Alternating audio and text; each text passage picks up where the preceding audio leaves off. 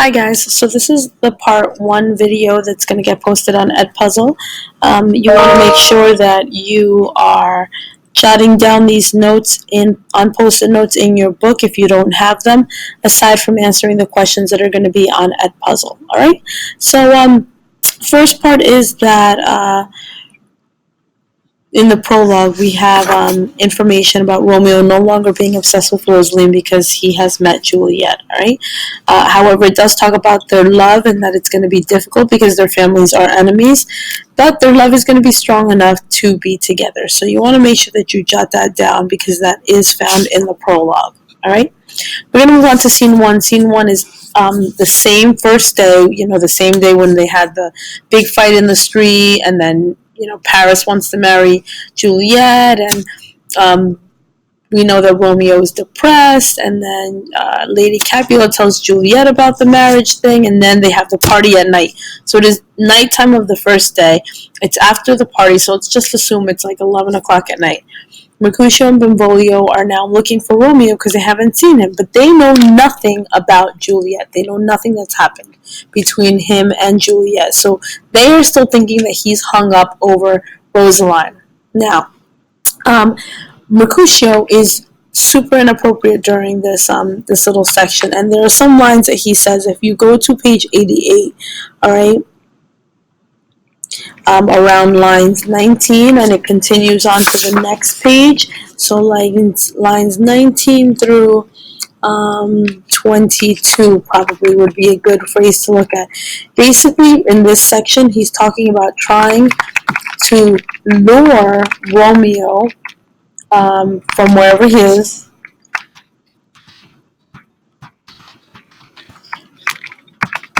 and getting him to lure him to from where he is. By talking about Rosaline and her female area. Okay, so if you can't figure that out, I guess I'll discuss in class. But it's basically him saying some rather raunchy things about how the only way to get Romeo to come out is to lure him with a woman. So again, he's being very sexual, right? It goes on. He goes on to add a few other rude comments. So if you actually move down on that same page to lines 35 through 40, those are the lines that kind of talk a little bit more. He mentions a medlar fruit, so I'm going to show you what that fruit looks like, actually, the medlar fruit. And again, remember, he's being very crude and rude, but this is the medlar fruit. I mean, if you want to compare it to anything, because it's round and it has a hole in the middle, I guess you could compare it to another sexual kind of connection, okay? All right. Again, he's referring to a woman, so he's saying that the medlar fruit is the woman, and that Romeo is going to want to basically pop that pear. So again, it's more sexual comments about Romeo and why he's not there. Okay. Now, we move on to scene 2 because Romeo doesn't come out of hiding. He's been hiding in the bottom because he doesn't want anyone to see him. He manages to get inside of some garden.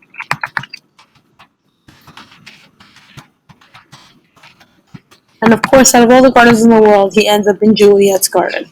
Now, when he sees her, he says how beautiful she is. He's floored by how beautiful she is, and that he wishes that he could just be right by her, okay?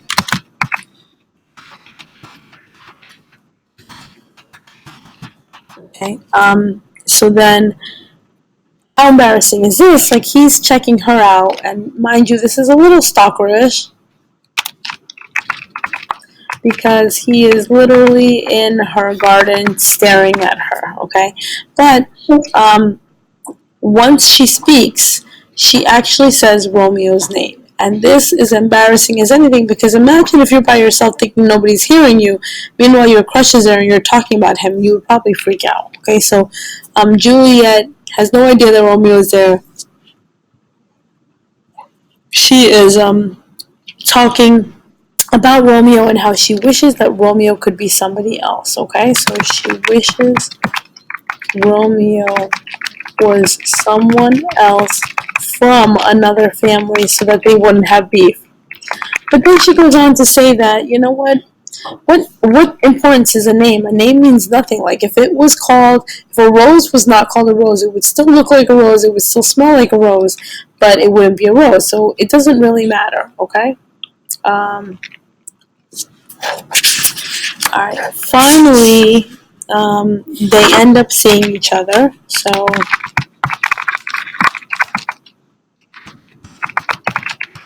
and they share their love, and obviously they both love each other.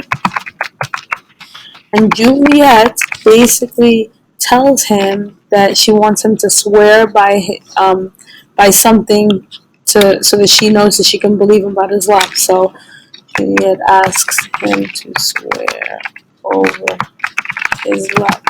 Okay, so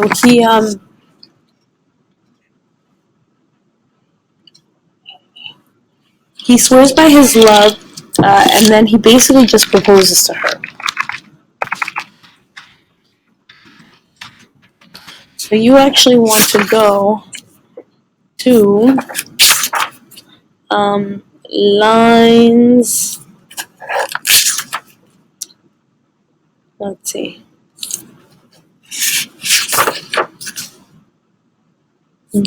Line 102.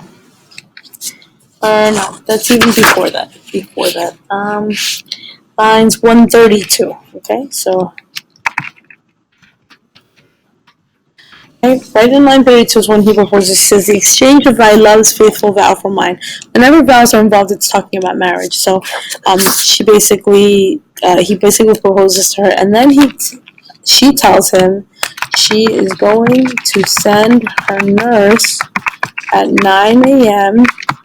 the next day to get details of where she is going to get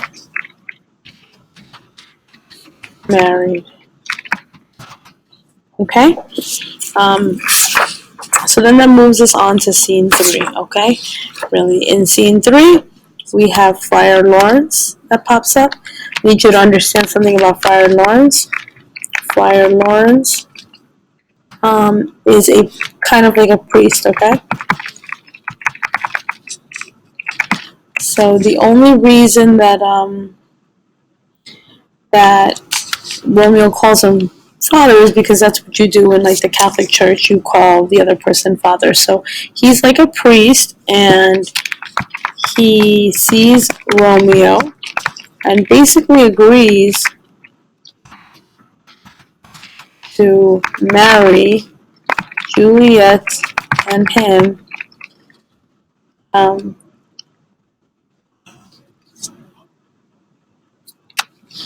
Let's see. She sees Romeo and agrees to marry Juliet and him because he thinks that it will put an end to the rivalry between the two families.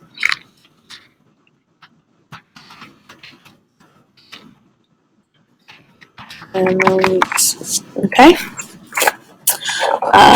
But it all gets set up. So basically, the nurse needs to tell Juliet that she needs to go to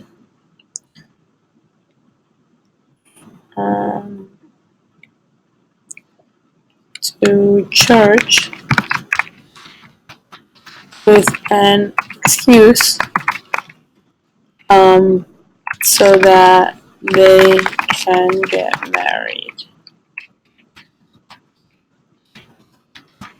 Alright, so the nurse needs to tell Juliet that she needs to go to church with an excuse so they can get married, and that's exactly what's going to happen. Okay, so next video we'll have scenes 4 and 5.